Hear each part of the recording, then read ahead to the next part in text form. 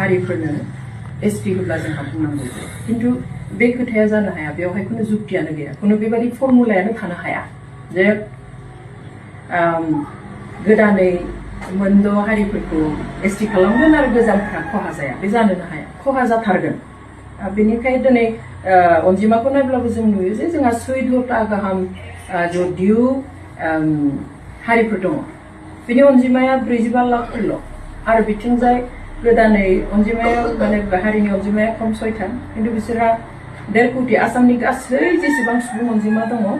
बेनि खावसेयानो बिसोर अब्ला माबायदि बेलेन्स जानो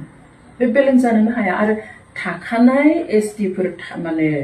फोरनि जेबो खहा खालामालासिनो गुबुन एसटि होगोन होननानै बुंनाया जेबो ओंथि गैया बे जानो हाया एसटि थाखानायाव गोदान एसटि खालामोबा खहा जाखागोन एसटिआ मोनसे बेवहाय सोर बि सोर पि सोर मा बिनि खोथा फैया एसटि खालामब्लानो जोंहा खहा जाखागोन बेखौ जों बयबो बुजिनांगोन बेनिखाय गेजेर गेजेर बाथ्रा बुंनानै बा बिसोरहा मोनब्लाबो जोंहा बुंनांगौ गैया जोंहा खहा जायाबानो जाबाय बेखौ जों साननाया गोरोन्थि जागोन जोंहा खहा जाथारगोन खुनु पदे बियो माने बेलेन्सबो जाखानाय नङा